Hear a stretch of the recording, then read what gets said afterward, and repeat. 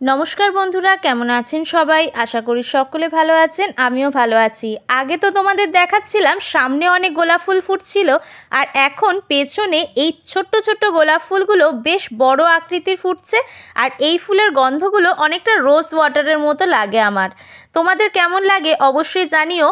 আর এখন দেখো তোমাদের রেসিপি দেখাচ্ছি। তোমরা ক্যাপসিকাম আর পেঁয়াজ কাটা দেখেই বুঝতে পেরেছো আজকে আমাদের চিলি চিকেন হচ্ছে। আর এই যে করলাটা দেখতে পাচ্ছ, এটা সমস্ত যা যা করলা ছিল বাড়িতে সমস্তটাই মা এখানে নুন হলুদ দিয়ে সেদ্ধ করতে দিয়েছে। চিলি চিকেন আমরা সকালেই বানিয়ে নিচ্ছি, দুপুরে অল্প খাবো আর রাত্রেবেলা ফ্রাইড রাইসের সাথে মা খাওয়াবে।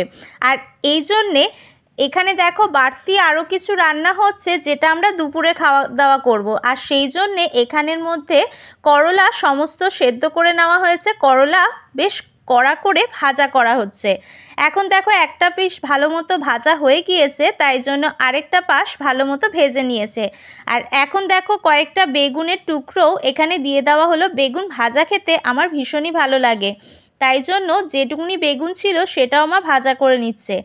আর করলা ভাজা বেগুন ভাজা এইগুলো দিয়েই ভাত কিন্তু খাওয়া হয়ে যায়। এখানে পাশে দেখো ভাতও বসানো হয়েছে। তো করলা ভাজা হয়ে গেছে বলে মা এখানে খুব সুন্দর করে সাজিয়ে দেখো রেখেছে করলা ভাজাটাকে, পুরো পদ্ম ফুল মনে হচ্ছে। আর এখন দেখো বেগুন ভাজাটাও হয়ে এসছে আর তার পাশেই মা এখানে আলুগুলো দিয়ে দিয়েছে। এই আলুগুলো কিন্তু মাংসের ঝোলে দেবে। বেগুন ভাজা হয়ে গিয়েছে, সেটাও নামিয়ে নেওয়া হলো। আর কড়াইতে তেলটা কম হয়েছে বলে আরেকটু তেল দিয়ে দিয়েছে। আর মাংসের মধ্যেই কিন্তু আলুগুলো দিচ্ছে। যদিও বললাম চিলি চিকেনের মতো বানাচ্ছে, কিন্তু চিলি চিকেনের মতো হলেও টেস্টটা ওই রকম লাগবে, কিন্তু চিলি চিকেন ঠিক মতো বানাচ্ছে না। তো দেখতেই পাচ্ছ চিলি চিকেনের মধ্যে আলুও দেওয়া হয়েছে। আর এখানে অরহর ডাল আর মুসুর ডাল একসঙ্গে নিয়ে নেওয়া হলো, অল্প একটু ডালও করবে। আমরা এই ভাজার সাথে একটু ডাল খেতেও বেশ পছন্দ করি, আর এই ডাল কিন্তু পেট ঠান্ডা রাখে। মা এখন দেখো পাঁচফোড়ন দিয়েছে আর দু রকম ডাল দিয়ে অল্প নুন দিয়ে এখানে সেদ্ধ করতে দিয়েছে। আর আরেক দিকে মাংসটা কিন্তু বসিয়ে রাখা হয়েছিল আগের দিন রাত্রেই। বাবা তো এখন বলেইছি প্রতিদিন আগের মাংস আনলেই আগের দিন রাত্রেই কিন্তু সেটা ম্যারিনেট করে রাখে, আর সেটাই কিন্তু করা ছিল। এখন একেবারে ম্যারিনেট করা মাংসটা কড়াইতে দিয়ে দিয়েছিল, আর সাথে আলু তো আগে ভেজেই নেওয়া হয়েছে। আর এখানে দেখতে পাচ্ছ টমেটো, ক্যাপসিকাম আর পেঁয়াজ ডুমো ডুমো করে কেটে রাখা রয়েছে, সেটা দিয়ে দেওয়া হলো। মাংসটা কিন্তু বেশ অনেকটাই সেদ্ধ হয়ে এসছে। আর এখন কিন্তু গাছের কয়েকটা পাকা লঙ্কা দিয়ে দেওয়া হলো। আর এই চিলি চিকেনটা কিন্তু বড়া আলাদা করে কর্নফ্লাওয়ার ডিম দিয়ে যে ভেজে নিয়ে করা হয় সেই রকম করেনি মা, কিন্তু টেস্টে চিলি চিকেনের মতোই খেতে লাগে। আর এটা কিন্তু বোনলেস করা হয়নি, সমস্ত একসঙ্গে মাংসটাকে মেখেই করা হচ্ছে। আর এইভাবে করে খেতেও কিন্তু খুবই ভালো লাগে। এটা একরকম বলতে পারো ঘরোয়া পদ্ধতি। তোমরা কারা এরকমভাবে বানিয়ে খেয়েছো অবশ্যই কিন্তু জানিও। এখন দেখো ওপর দিক থেকে চিলি সস, সয়া সস আর ভিনিগার আর টমেটো সস দিয়ে দেওয়া হচ্ছে।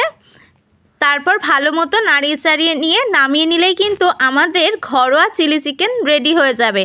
আর এই চিলি চিকেনে কিন্তু ঝোলটার মধ্যে আমরা কর্নফ্লাওয়ার দিয়ে টানাইনি, কারণ যেহেতু একটু গ্রেভি থাকলে খেতে বেশি ভালো লাগে ফ্রাইড রাইস দিয়ে, তাই জন্য এরকম ঝোলঝোলই রেখেছিল মা। কিন্তু পরে যখন দেখলাম অনেকটাই কিন্তু ঝোলটা টেনে নিয়েছিল। আর এইদিকে কিন্তু দেখো ডালটাও সেদ্ধ হয়ে গিয়েছে, এতে হলুদ দেওয়া ছিল না, তাই অল্প হলুদ দিয়ে মা ভালো মতো ঘুটে নিয়েছে। আর চিলি চিকেনের রঙটাই দেখেছো কত সুন্দর লাগছে, আর খেতেও কিন্তু দারুণ স্বাদ হয়েছিল।